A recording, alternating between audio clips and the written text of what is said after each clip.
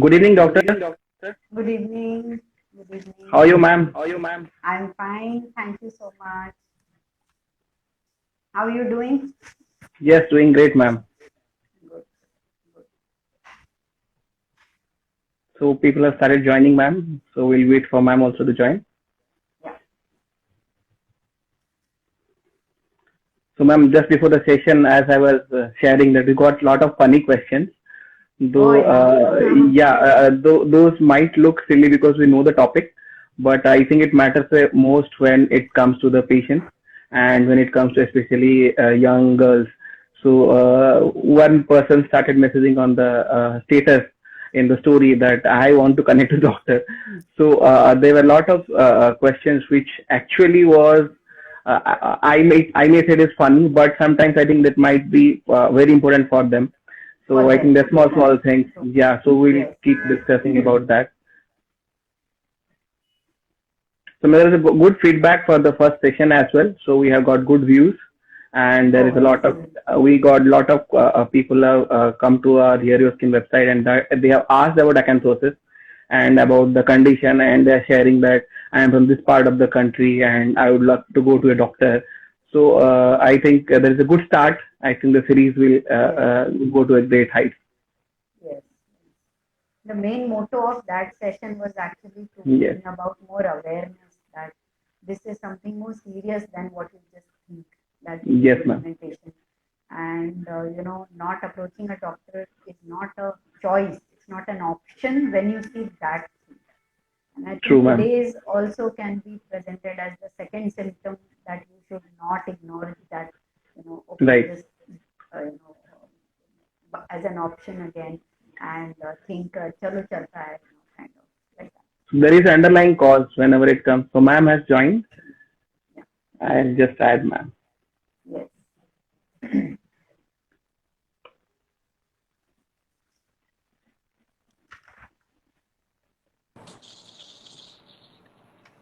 Hello, doctor. Good evening. Hello, good evening. Good evening, Dr. Jayashree.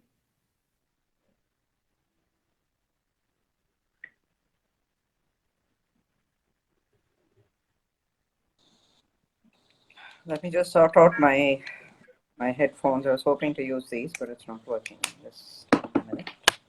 Okay. Hi, Dr. Parul. Hi, hi. How are you? I'm very well. How about you? I'm fine. So are the cases in Bombay picking up again, increasing again? Yeah, that's what they say. Kind Okay. of they've picked up from a lot of crowded areas, and I think the reporting is also happening a lot more. So they have reverted the rules which they had loosened in between. So the train travels and wearing of the mask fine, for people who haven't worn.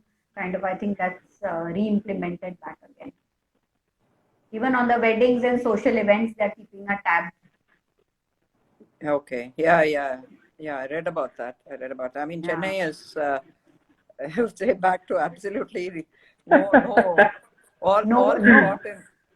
all forgotten. Yeah, yeah. Even same in Ma'am, Bombay also. Everything, I it's mean, like it's like everything normal, ma'am. yeah, yeah. And people started feeling the corona is never going to touch them. It's only for the other people. I think this is why we have to be ultra careful. Anyway, we'll see. Yeah. Ma'am, before you joined, I was sharing with Parul, ma'am, that we got a good number of questions in our story and a good number of feedbacks, and people have visited our first session, which was on acanthosis. And most of them have interacted with our posts, and they wanted to know how this happens, and they read our blogs, and they wanted to connect to a doctor. So this happened, and I think more than 10, 15 they have contacted our website, and they wanted to meet a doctor across India. It's from across India. It's not like only one location. So it's across India, people have been contacting. So I think it's a good start. And this topic also, I think, will be very good, and we'll have a lot of insights from this as well. So I think we can start, ma'am. Yes, sounds good. Yeah. Yeah. So, good evening. Thank you all for joining back. So, I think most of the people are joining in. I think we are ahead of time. We joined 5 minutes before, so people are still joining in. The first session which we had was on a topic which is less commonly discussed among the adults or the kids. There is a dark patch on the neck or in your underarms or in your groin area or in your finger, which is the knuckles. But most of the times it is ignored that it is nothing but it is a dirt which is being deposited, or the person is not taking the shower properly, the not hygiene is maintained. But understand there is underlying cause which is insulin resistance, and the condition is called acanthosis. So we had a last Saturday we had one session with Dr. Parul and Dr. Jayashree. So let me introduce again. Many of you have joined for the first time. So we have two doctors with us. We have Dr. Parul Koch. He is dermatologist from Mumbai, and we have Dr. Jayashree Gopal. He is an endocrinologist from Chennai. So we have two specialties with us, and the duo, you can say, where the hormones are involved, and the hormones are going to take your skin in a different route if it is not in the right shape or in the right levels, I can say. So the first topic was acanthosis, and today we are going to talk about the condition which is not much discussed and it is ignored, is the facial hair in female, or which is in scientific terms called hirsutism. So over to you, ma'am. I think we can start from both of you, ma'am. Dr. Parul, do you Okay. want to start? Okay. Okay. So usually in women, we really do not have thick, coarse hair on the face. And today's topic is all about it. So women, when they come and get thicker, darker, terminal, coarser hair, like how men usually are supposed to have, like on the beard area, upper lip, the mustache area, on the upper neck, for that matter, even chest. Women are not supposed to have thicker, darker hair on the midrib, the chest area, lower abdomen, sometimes on the upper back and arms. Now, this is a condition which is called as hirsutism, and it has to be brought into notice because, again, like we are talking about skin and hormones, it has a deeper connection to abnormal hormones floating in the body. Now, there are many reasons to hirsutism, but by and large, by far, most of the time, it is the condition called as polycystic ovarian syndrome, wherein we do connect to a very classical high rise of androgens, sometimes detected, sometimes not detected. And but the patient comes to a dermatologist or an endocrino saying that there's lot of hair which is just coming to notice, and it looks difficult to be removed by threading, waxing, bleaching, which they subject themselves to in the initial stages, or maybe sometimes ignoring also. And when it's almost like a beard of a man, that's when they approach. So basically, this is not supposed to be really ignored, and we are looking into deeper causes and how do we really manage such a case. We call it as scientifically hirsutism. So over to you, Dr. Jayashree, just to give us a brief of what is happening inside the body in hirsutism. Thanks, Dr. Parul. So it's wonderful that we are continuing to have this discussion.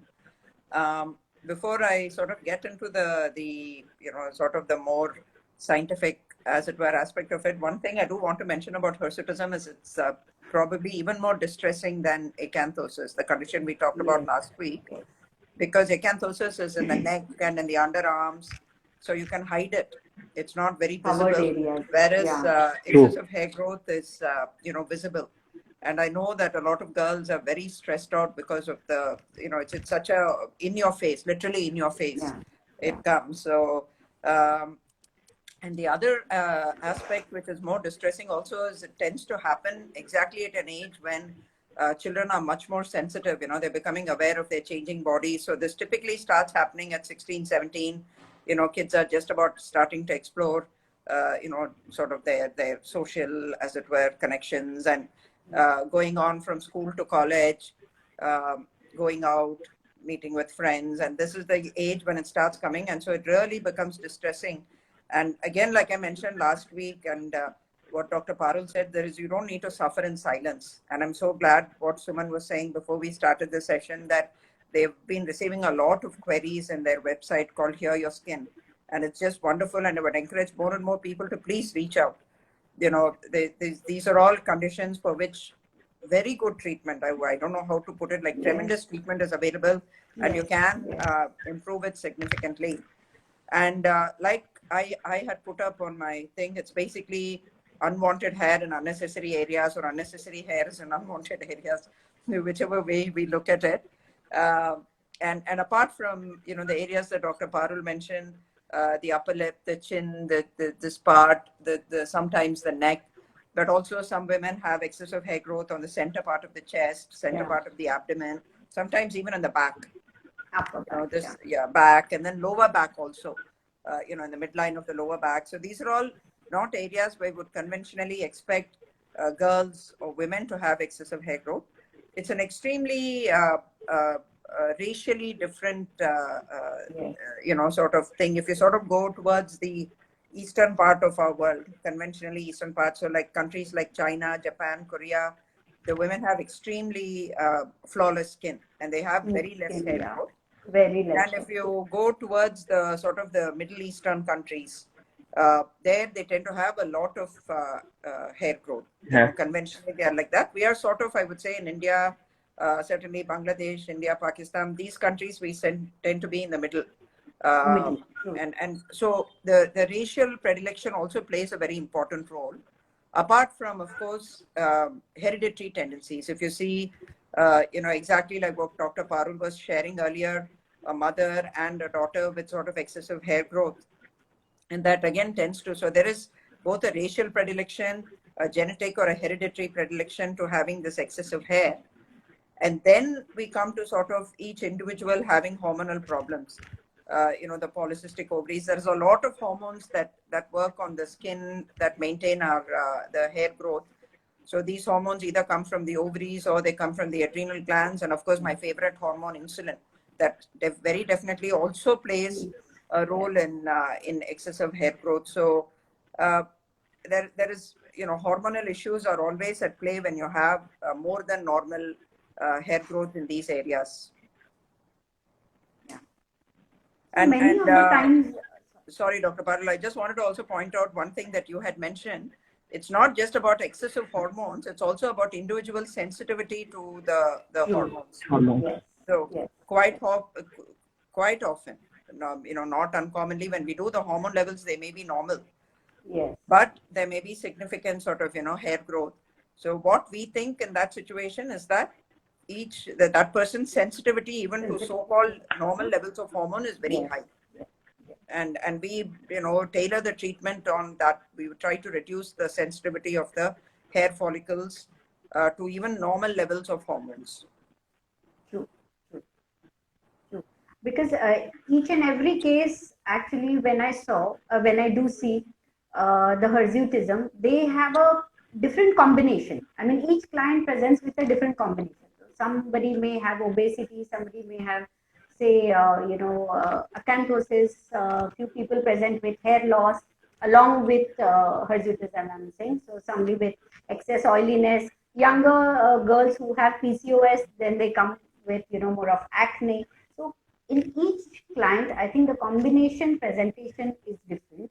And that is where, we need to be a little more sensitive. Also, when we work upon these cases, in each of the cases, we do not find the hormones to be abnormal. So sometimes they are undetected, and you really cannot predict.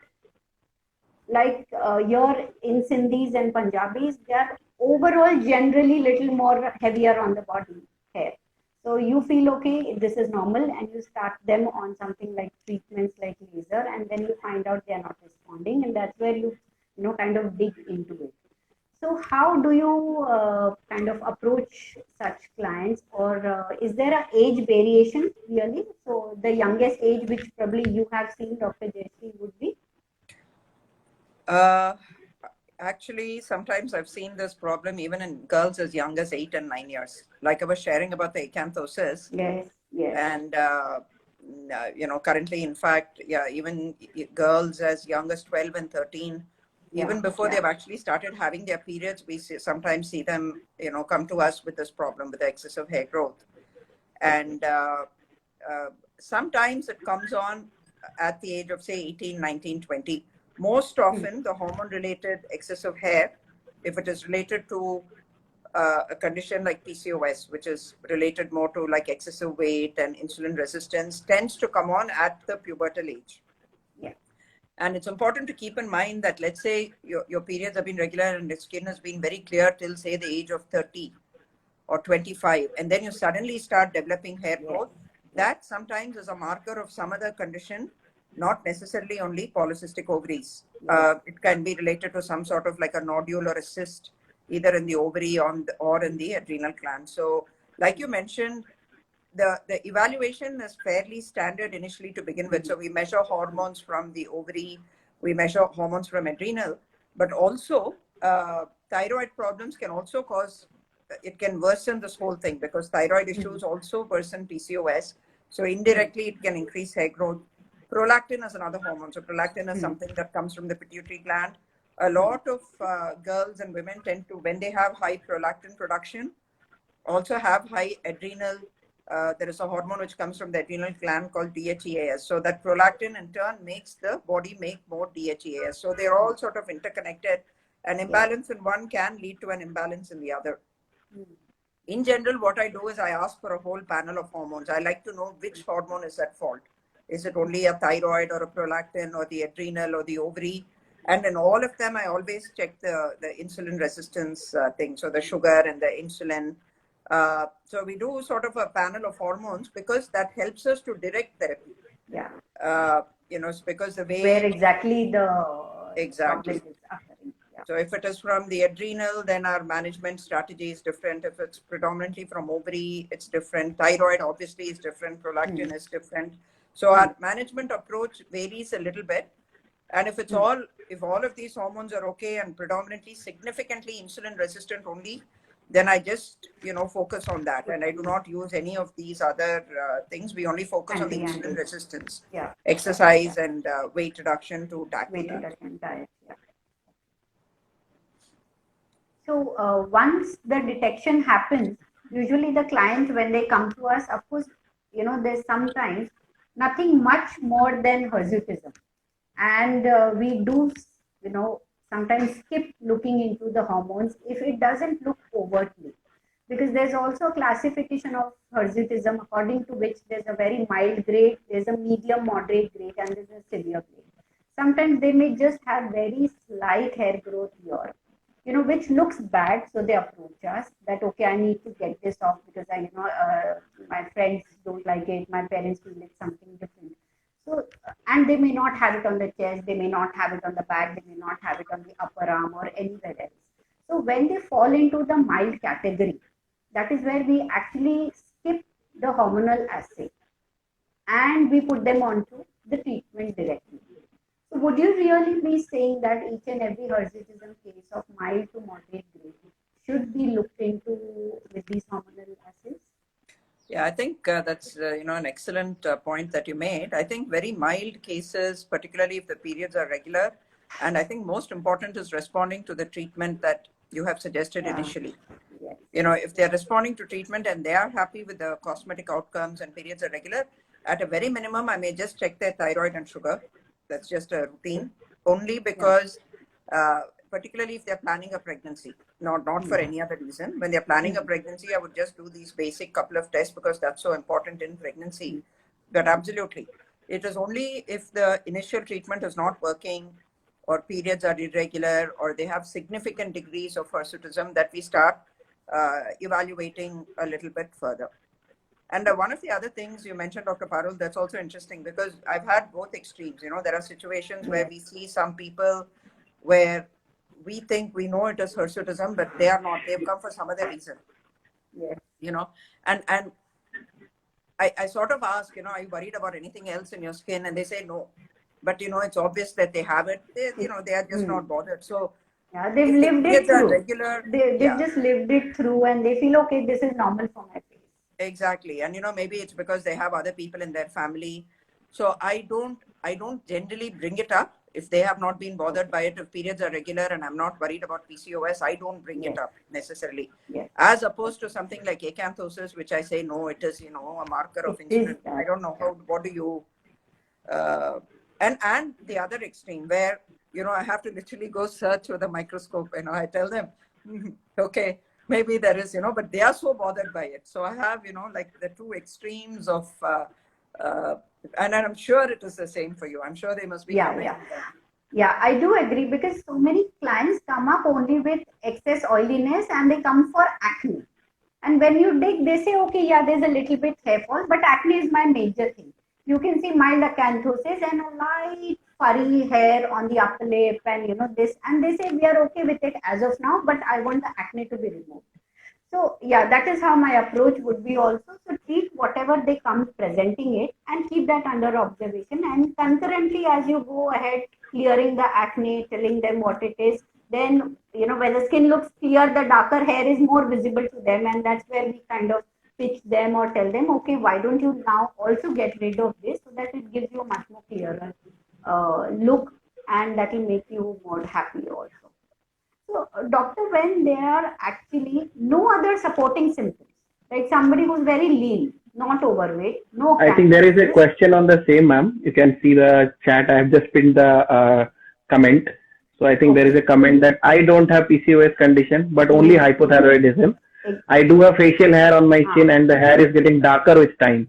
So ah, there is a comment from a viewer. yeah, So I think the But same thing which you have just going to start, ma'am, and this question can be answered now itself. yeah, Dr. yeah, Parul was just starting out. Maybe you can yeah. finish Yeah. that. Right. So these kind of cases, definitely we do begin the treatment for hair removal because that is what is troubling them. And once we begin, if we are not supported by any other symptom of hyperandrogenism or anything else, we feel that nothing is wrong, then we really do not dig into it. We start with the treatment. There's a basic alignment of laser when we do. Of course, temporary methods we do not because that's really not going to help. So, laser is something which will work on giving them a direct solution because it reduces the terminal hair into baby fine hair over the period of time. It's more safer, more time tested, and FD approved. So this is how we approach. If at all, by any means, by third to fourth session, they do not feel that there is an adequate response. That is where then we kind of probe in that if kind of there's something else. Because in the first beginning, in the first place, we really not found out any other supportive symptom or sign that we should be really digging into. And like we are also saying, racially, there may be people who are actually having that kind of hair. The problem is that what about 4 or 5 hairs, which are only the beginning, and people come to you saying, okay, what about this? So, initially we can do the treatment which is wanting to be for the hair removal.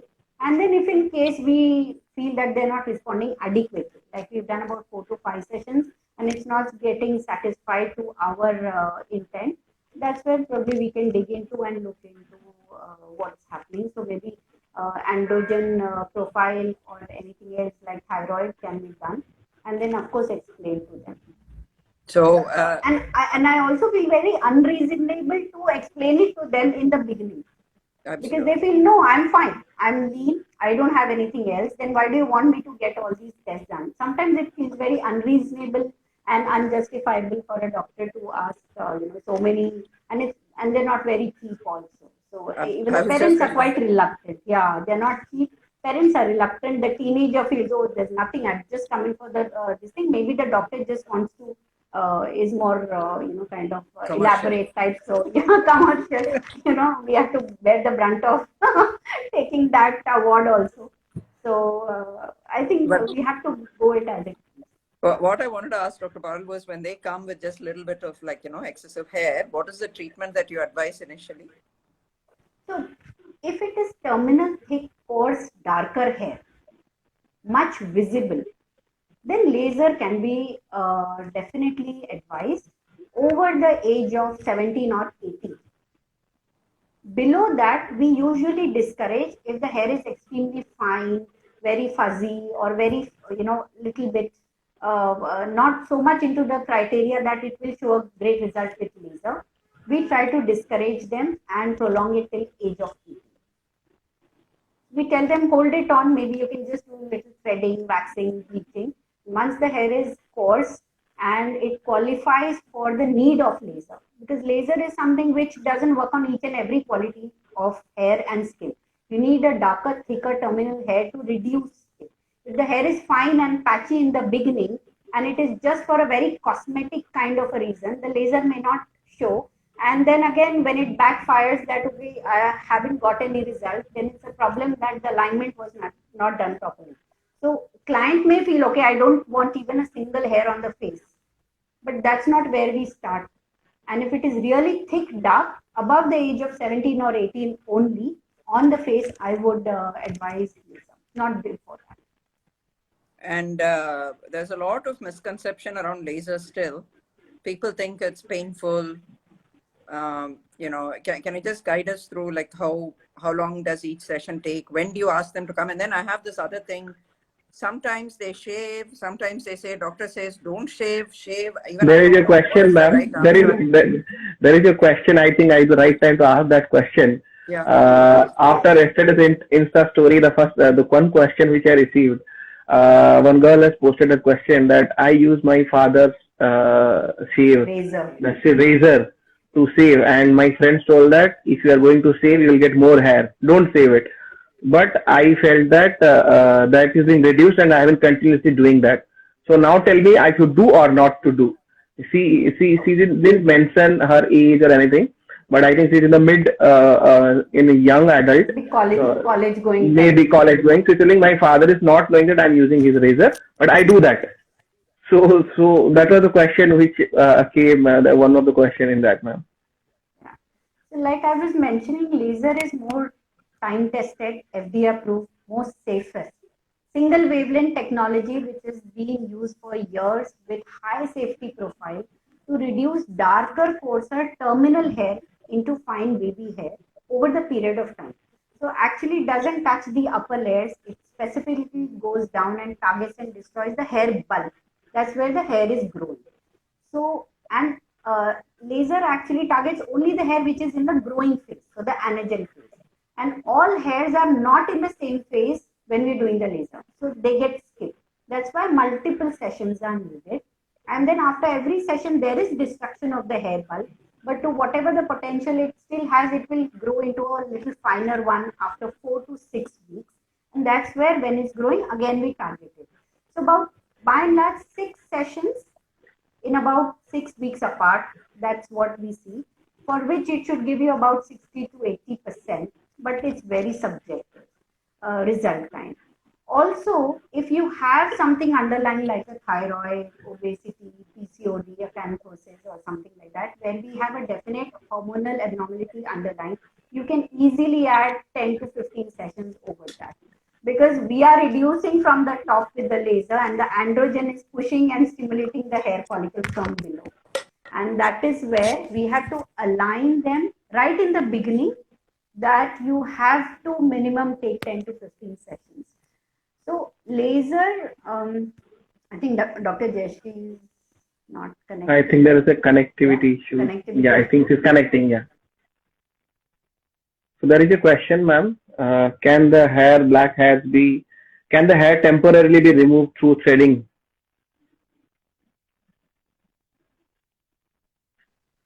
Hello? Yeah. Yeah, can the hair be removed temporarily? Ma'am just got disconnected. Yeah. So usually, temporary methods are available like shaving, waxing, bleaching, kind of threading. You can definitely do them.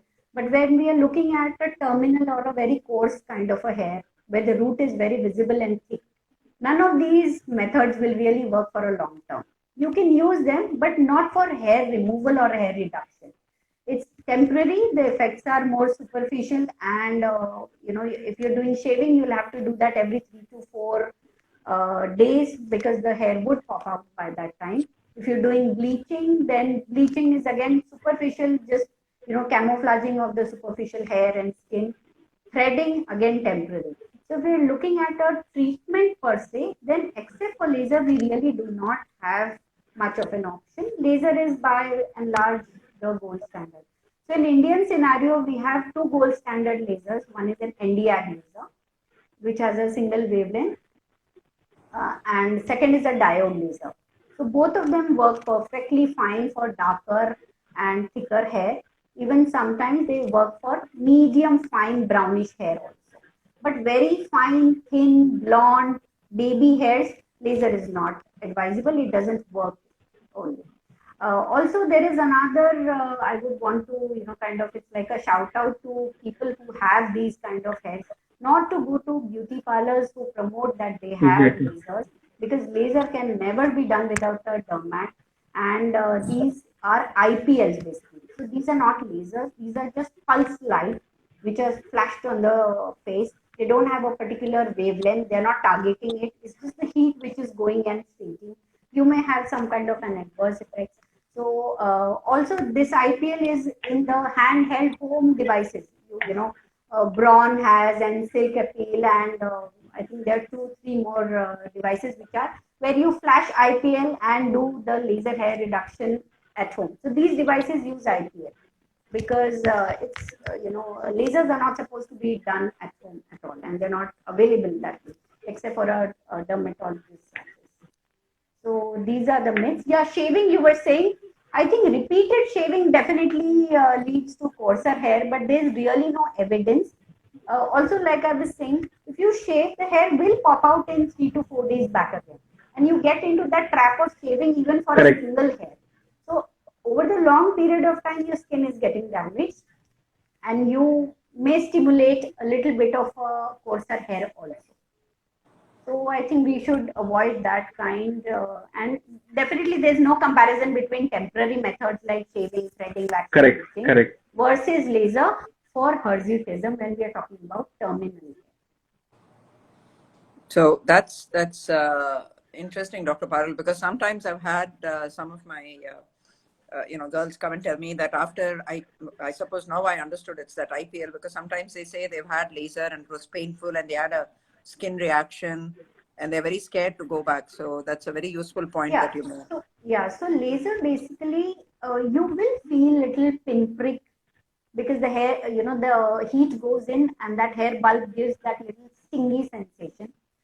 But the newer lasers like the diode, which one I was saying, it's classified into a painless laser, though it's not that painless, but it's very comfortable because the tip is the sapphire tip. It will make sure that the skin surface in contact is cool, and only the laser kind of goes and works Okay. on the hair root level. So it's quite convenient and comfortable for the client. But at few, sensitivity may differ from client to client. In that case, in few of the cases, like maybe if you're using NDI, which is a little more painful than the diode, you have an option of using a numbing cream for some time. So about half an hour, you put the numbing cream. It's just to make the client more comfortable. Apart from that, the treatment remains the same. But yes, if you're doing something and you are changing and altering the morphology and anatomy of the skin, you're removing a part of your skin, it will kind of give you a little pinprick Same. and sensation. It cannot be just painless like a facial or something. That doesn't work. And if it is, you are saying it just doesn't work, and if it's just not painful, then it is IPL, and that's absolutely not advisable. And quite often the girls' mothers come, young girls, particularly 17, 18, they're very worried because they hear laser and they somehow think it's some radiation and they're worried about its systemic effects. The first question is always, will this affect Does her? it have side effects? Side effects. Yeah, does it have side effects? Yeah, Is it going to affect her yeah, fertility? So, yeah. I reassure them as much as possible, saying it's only local and it's just, Yes, literally it just goes and whatever attacks the hair follicles and yeah. Yeah. and Also, a and good idea would be to give them a small patch test of about 4 to 5 shots on the hand in presence of the parent, so that they also know how it works, what's the technology, what it's going to feel. Of course, it's going to feel little bit more on the pubic area if you're looking at. And yes, these are the common questions that is it going to harm the internal organs? Is it going to harm anything else? So you can rest assured it doesn't go anywhere beyond the hair follicle, doesn't even touch, and under very specialized doctors who know how to operate these kind of lasers. And these lasers are also distributed by very reputed companies being used since many years, because you're giving almost 55 degree of heat into the skin. it better be under the proper guidance, because chances of burns, chances of scarring is possible. So these kind of companies will always make sure that the doctor is aligned, the staff is aligned, they are backed up by a repeated machine, maintenances, and that everything is high. The standard safeties are extremely high. So these places where doctors do tell that, okay, we have these lasers, these are the places where you should really walk into. And, when you were talking about this, doing it on the hand, I just remembered quite often the excessive hair growth on your arms and legs is lumped together with the hair growth in the center part of the body. And, I think both of us need to make this clear, this distinction that the hair growth on your arms and this area and on your legs is not a hormone related hair growth. Yes. Yes. And it will not respond to the treatment. A lot of times they come because they want to have smooth arms and legs. Yes. And they See, think that that is probably the primary reason why they walk into a doctor saying, okay, we want the hair to be removed. So just to tell to the viewers that each and every inch of the body is not covered by hair. And also each and every hair is not laserable. So when we talk about things for laser, as a qualification of a hair for laser, it needs to be darker, the density needs to be high, and it needs to be coarser. So very fine baby hair, like the medial part of the arm, doesn't have much of hair. So there actually we put a cross mark while doing the laser that this doesn't need to be lased. So we will not be taking it, even if they go in for a full body like a face. So there are identification, pencil marks which are made, and only those areas are lased.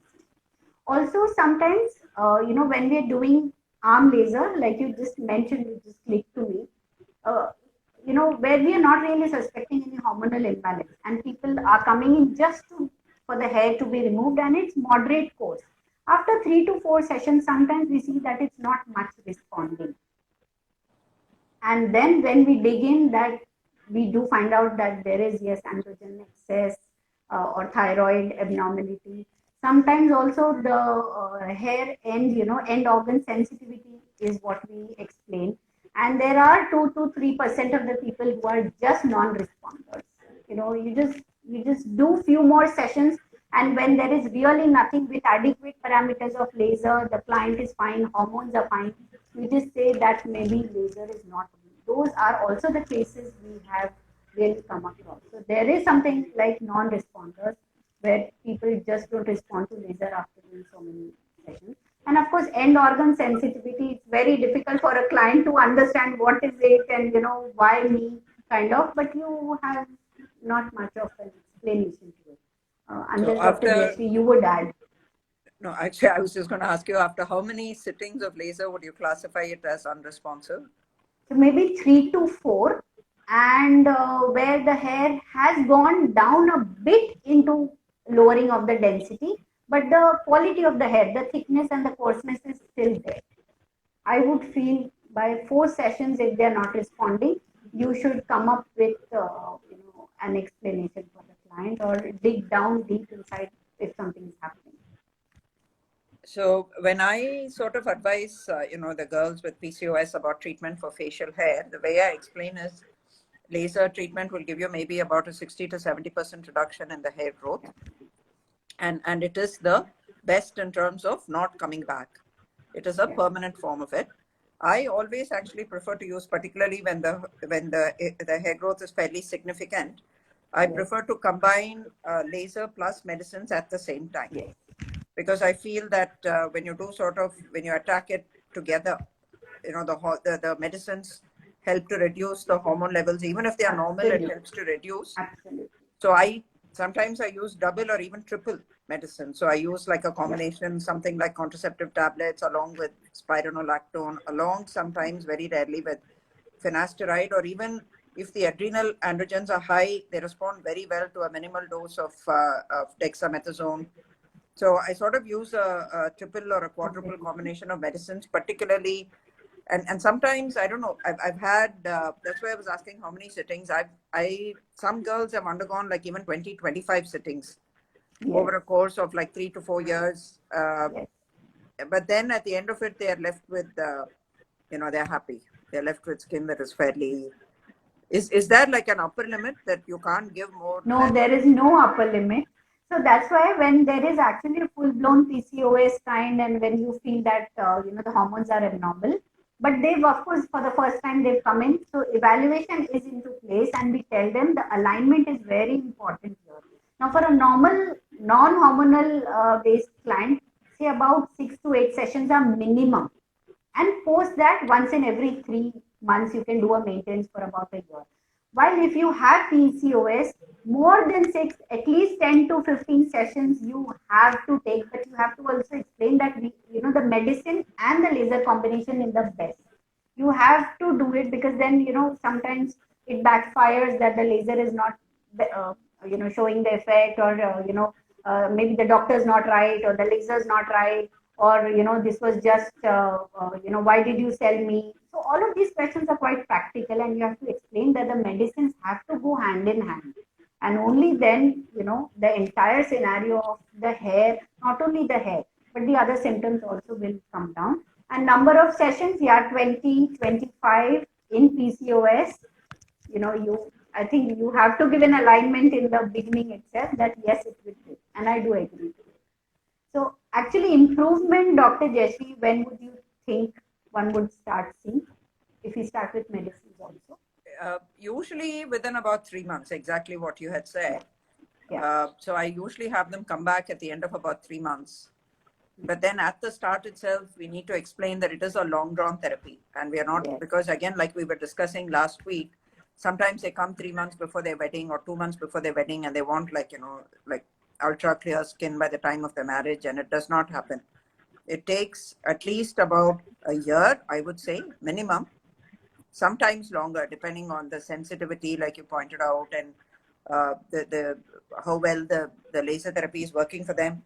Sometimes even 2 to 3 years. So it's better that they, I think, approach the doctor sooner rather than later, rather than waiting. Exactly. Exactly. After that, otherwise it's very difficult for the doctor to keep counseling them, that, and they're quite impatient by the time they come.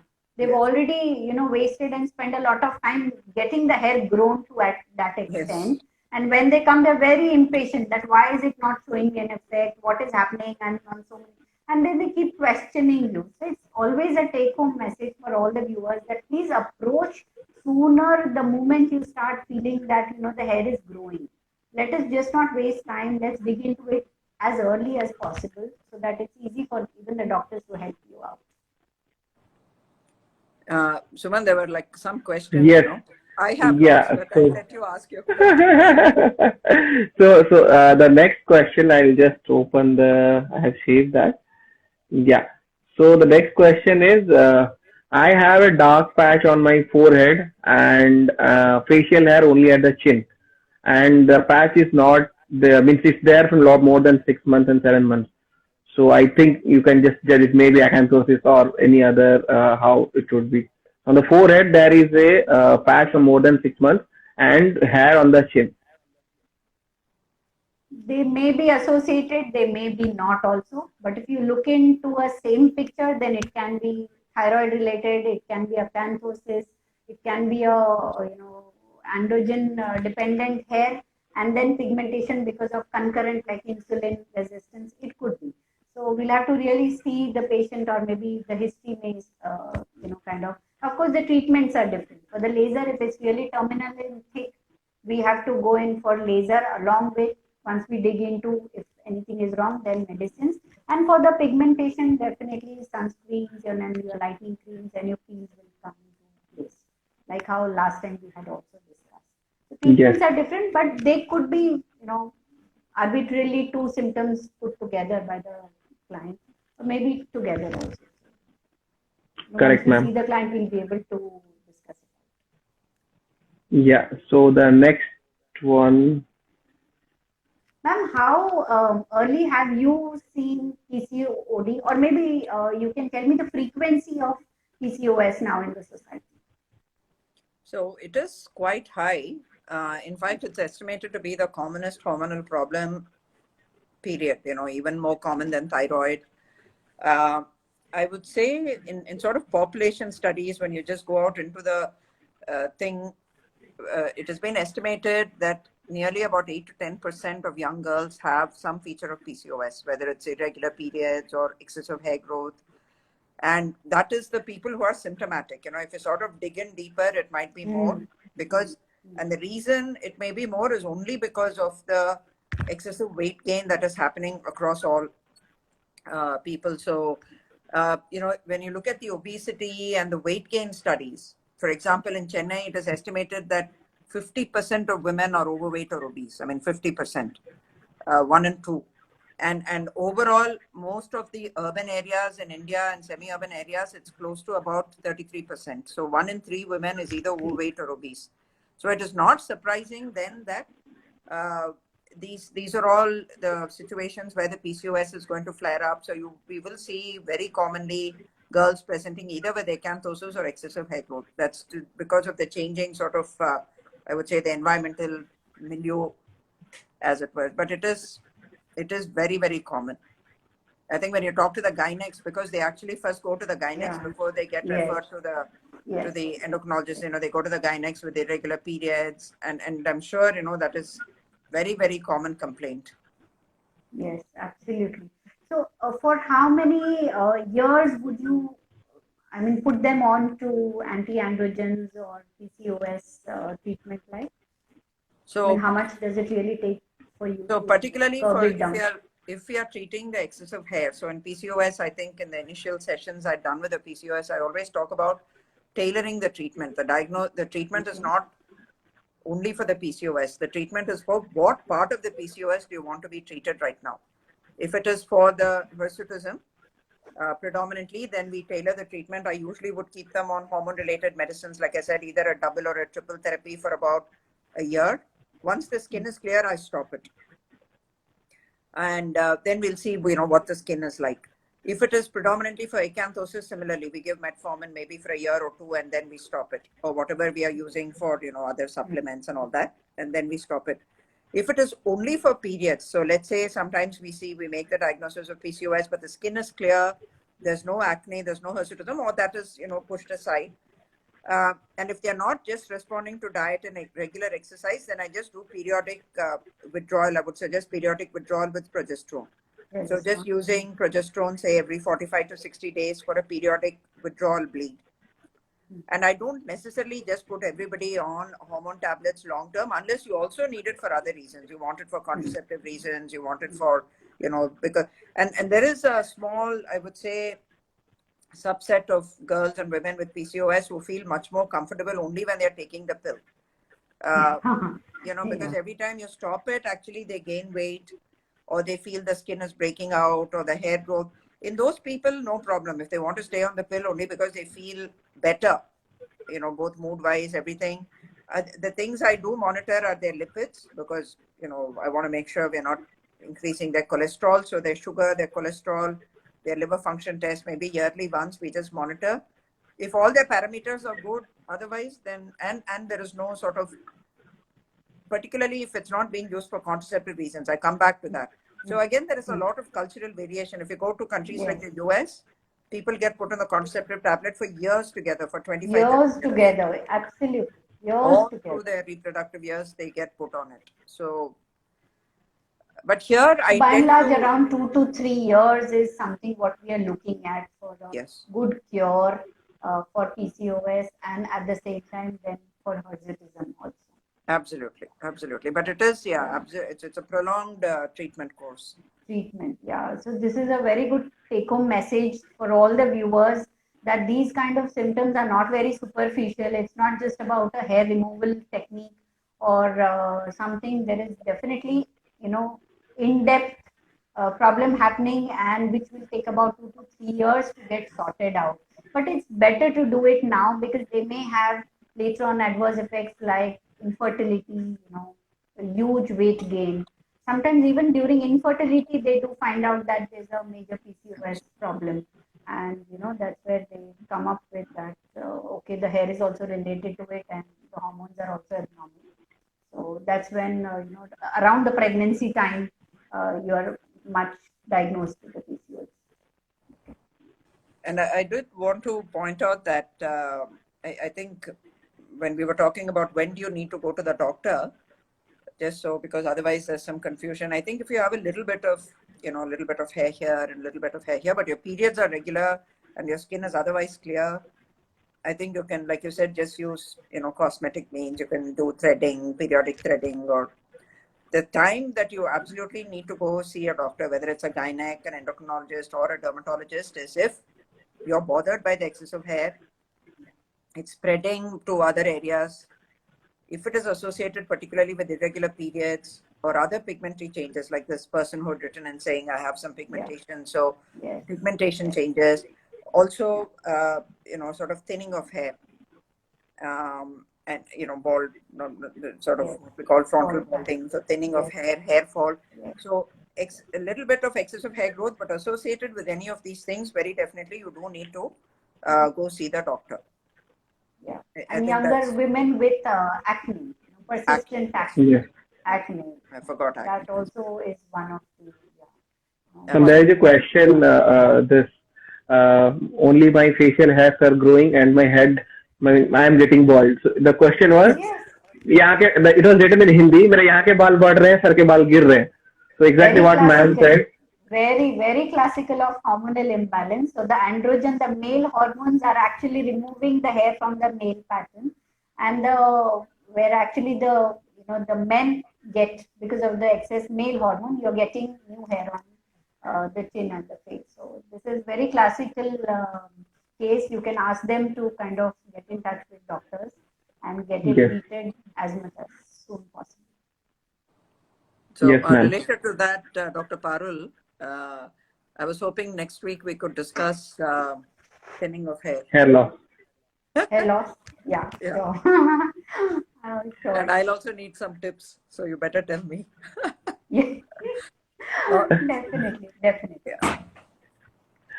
Any other questions you have, Suman? Yeah, ma'am. I think one more question is there. Just a second. Dr. Jayashree, androgen sensitivity, is there any way we can diagnose by any tests or not yet? Just and in general in our country, actually, most girls with PCOS tend to have very normal hormone levels. So when we did our study with PCOS, what we found was that the testosterone levels were not raised at all. So there is a lot of discussion around, do we need different normal ranges for, the Indian population? Because if you use the Caucasian prescribed normal ranges, all of our hormone levels are very much within the normal range. I see a lot of our women with basically elevated DHEAS. So the testosterone, which is a hormone from the ovary, is always normal. But the DHEAS, the hormone which comes from the adrenal, is high in quite a significant number of girls. Of course, it's also high till about the age of 25, and then it starts coming down.